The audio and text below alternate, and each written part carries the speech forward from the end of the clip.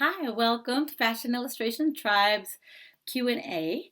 I have a question to answer for you today. I just want to introduce myself if it's your first time. I'm Laura Volpentesta.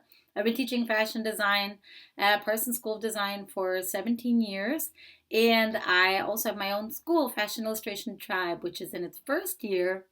Um, Online course, 12-week programs, level 1, level 2, and a level 3 for portfolio, because I really want to bring the joy of fashion designing to your home, that you can study at any time, at any pace that works for you, and in a way that encourages your beliefs about aesthetics, about women's bodies, women's lifestyles, women's style, coming from your voice, always encouraged, and not feeling that you need to fit into any systems, fashion systems. We're here to be visionaries and create the next wave of fashion.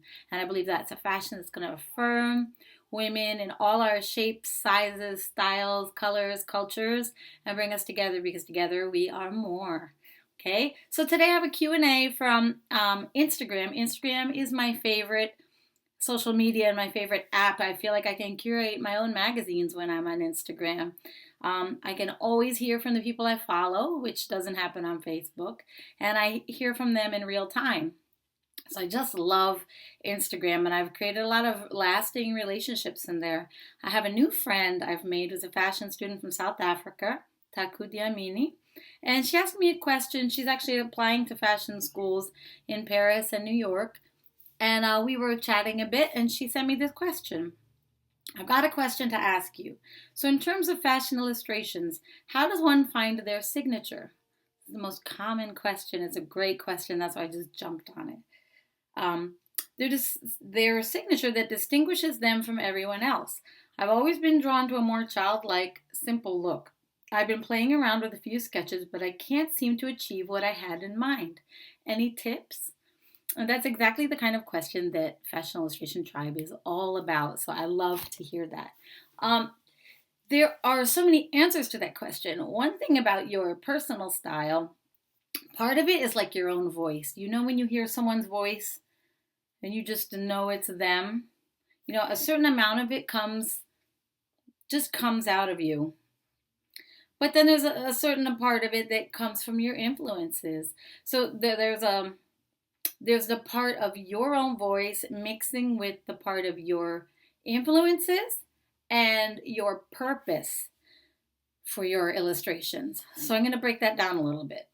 Your voice is almost, I would say, the easy part. I'm going to set that one aside. Going to influences, in my courses and in any courses, you're going to do some research. Now, a lot of people like to stay away from fashion-specific research, and other people go right into it. So some people will collect pictures of the great illustrators and the most popular illustrators and who's in the New York Times and who's the latest, who's the latest designer, what's the latest style. And then some people will be looking only at like history or visionary in the future stuff, because I know personally sometimes I will want to pull myself out of the fashion scene so that I can feel like I'm in a kind of a bubble where I can just be me, because I'm so influenced and influenceable by what's around me. Um, Whether you reach outside of fashion for your inspiration or whether you're right in the mainstream with the trends, either way, you're going to have images that you're drawn to, certain colors, certain textures, certain cultures or locations, certain models, certain media. Someone may like markers, someone else might really be drawn to watercolor or collage, plastic versus clay. There's different things that call to you. And the other thing to realize is you're never the same. You're always you, but at different times in your life, you're always evolving. Especially in the older days with fashion designers and couturiers, you'd always notice that they would have a theme for a season. It would be Eskimos, and then it might be, I don't know, but they would have these distinct stories for every season. Well, we're we're kind of reborn all the time with new influences, new inspiration, new chapters in our life. So don't expect that you're going to be one way all the time either. But there's always an essence that's you. That goes back to your personal style. That no matter what you're doing comes through for you. I know that when I was in fashion school, I was very much a tomboy. And then after I graduated from fashion school, I became very fascinated by the feminine, or like my sexy side. And that now, I'm somewhere in between. Um, but just to, your own personal journeys around things influence so much the way you're going to design and the way you're going to sketch. So my signature, I don't really know where it came from. I'm sure it came from the influences that I followed, artists that I loved, musical movements, colors, personal experiences. I could go on for days about this subject. But what I was going to say about research is that you may find it helpful, many of us do, to have a sketchbook or a board on the wall, a vision board, mood board, or croquis book where you're just collecting images. It could even be Pinterest boards where you're just, what you like. Start with something simple, but as you keep researching, you're going to go deeper and deeper, and you just keep pulling together fabrics, images, places, women, artists. Fashion illustrators is also something you could be looking at and collecting. Fashion sketches, and just bringing those things all together onto boards. And I don't really recommend that you have just one board. I think you should let yourself make lots of different boards. They could be under different names, such as just color themes, or you can give them titles like, let's say you went out and heard this amazing jazz band one night, and the next day you were so full of inspiration that you just took an image that brought you back to that night, and then you just kept collecting more and more images.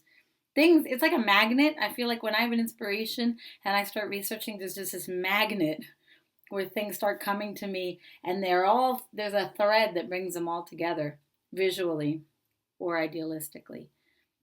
If you look at fashion illustrators, most of what you see is going to be moody stuff. So when you talk about developing your style, there are a lot of, like if I take someone like Ruben Toledo, who's got the bigger heads on the body, and the way he stylizes his illustrations, really cool. A lot of illustrators you look up will have those long, skinny legs. And that's something that in Fashion Illustration Tribe, I don't really play up with that because for me, fashion illustration is not just an expression. I mean, I love this concept of doll making and fashion making and expressing yourself in fashion illustration, period. But then I feel like we have a responsibility to women, and that our own bodies at all ages and sizes and walks of life and lifestyles exude beauty.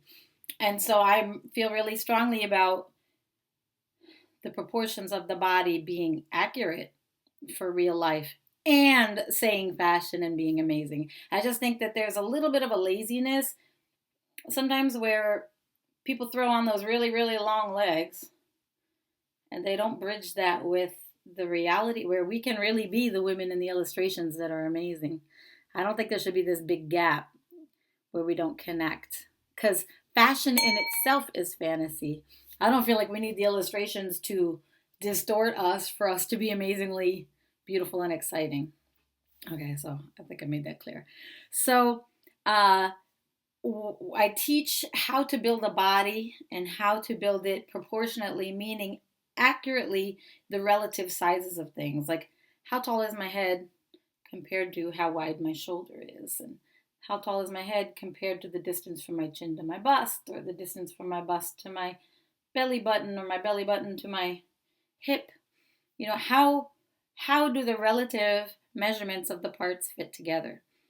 So if you are sketching with the purpose of design, then you do want to have accurate proportions, right? Like I always say, if you were designing sofas or cars, you wouldn't stretch the drawing or twist it. That would be a really bad design drawing if it was totally distorted. No one twists or stretches a sofa to make it look cooler, right? It has to look as cool as it can in proportion and to scale.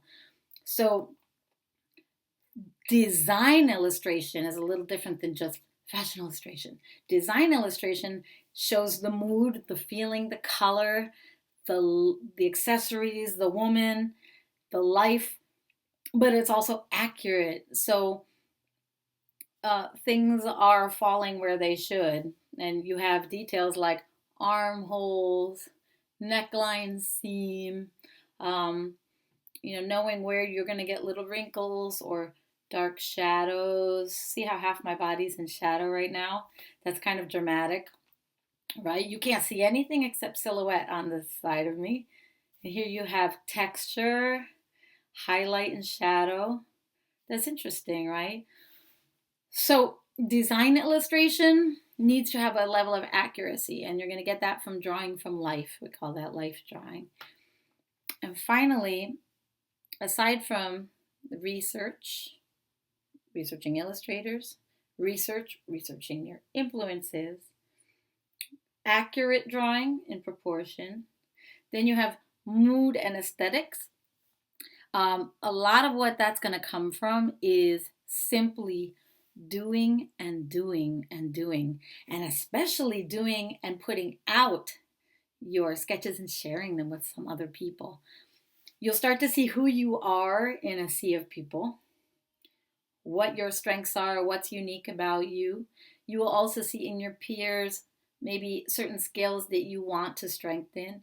You will see how other people express themselves and what you think is effective and what you're drawn to and what you don't value and what you do. So being in a community, in music, dance, and in art, I have this experience of working in a circle. Even in drawing classrooms, live classrooms, we put our desks in a circle with the model in the center. And this concept of the circle where we are all bouncing and reflecting off of each other, giving each other feedback.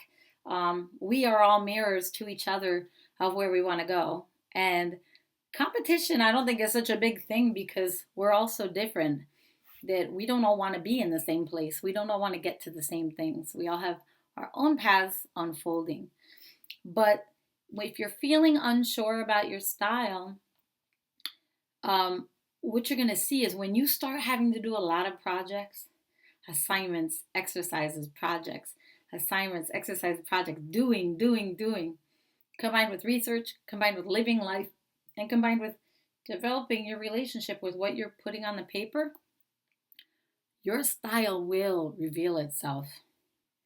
And it can even come from occasionally imitating the styles of others. Sometimes be like, you know what? I'm going to try to do like an Antonio Lopez thing and see how that comes out. Today, I really like that designer or that illustrator. Let me try that style. And you just try things on for yourself, and you'll see that no matter what you do, it always comes out your way. Another exercise I often do with students is I'll have them work from photographs where they're drawing someone else's design, but by the time they've drawn it their way and colored it in with their swatches and drawn it in their hand, it is no longer the designer of that designer anymore. It really takes on their own style and voice. It's inevitable and it's beautiful. And the more and more you do it, the more you will be in touch with your own style and voice. So the real point is to get yourself in a program or a discipline where you are constantly, follow your wave, but you're consistently putting out and consistently approaching the drawing table, creating some artwork and looking around, see what people are doing, and also sharing some of your work, getting some feedback and putting yourself out there. It's almost like you're owning yourself up. Sign your work. I also feel like that's a moment where you really take ownership of what you're creating and stand up for yourself, Put your date on it too, because over the years you'll really see how you evolve. Something so exciting to me, this subject. And I have another vlog post where I discuss where same thing. So many students, just like this question here, I don't have my own style. They'll complain of two things. One, they'll say, I don't have my own style. Everything I do looks totally different. So they have this identity crisis. And the other half of the students say, everything I do looks exactly the same. I feel like I have no creativity or originality. So you see, those are the two ends of the spectrum, but everyone's one or the other. It's kind of that thing where you look around and you're like, oh, everyone else has curly hair and I wish mine was curly, or vice versa. It's just, you're so close to yourself that whatever you're doing, sometimes you'll think is wrong. You know, you either think everything you do looks the same or everything you look is all over the place. Well, that's probably neither one nor the other. And what you need to do is keep producing and get some feedback. And in my courses at Fashion Illustration Tribe, you will certainly be receiving feedback from me. And it's also designed that you will be getting feedback from your peers. Any feedback you get is is a sounding board and a reflector for you. Now, see, I took 15 minutes and I don't want to go too long. So I hope that Q&A shed some light on the subject. And if you have more questions related to that subject, please comment below or email me at info@fashionillustrationtribe.com. I'm Laura Volpin-Testa. Like this if you liked it. Share it if you think someone else will enjoy it. I have a free video mini course at fashionillustrationtribe.com that you can access if you subscribe for my email updates, which I don't inundate mailboxes. Actually, I haven't sent an email in quite some time, but it'll keep you abreast of news and anything exciting that I want to keep you posted on, including new classes, which I am registering right now for level 1. And thank you for joining me today. Have a great day. Have a great week. I hope so much that this question was answered a little bit for you. I just told myself I was going to wing it and just ramble on this topic. Your style, your voice is fresh every day. So check in with yourself and see where you are today. But putting it out is the key, and keeping it in, it just, whirls around. Get that paper, put something out. Work from a photo, it's fine. Even try to copy something, that's fine, because it's all coming through the filter of you. But the point is to put out, create something, put it on paper. If you want to throw it away after throw it away, you want to keep it, but don't keep your voice inside. Put something out today. Pencil on paper, whatever.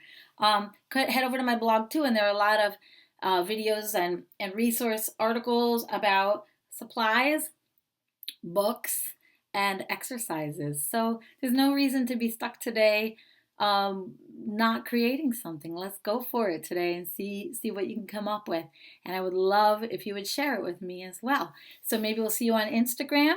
On Instagram, I'm Laura Volpin-Testa.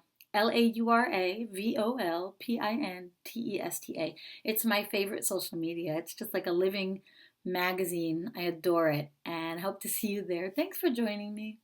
Have a blessed day.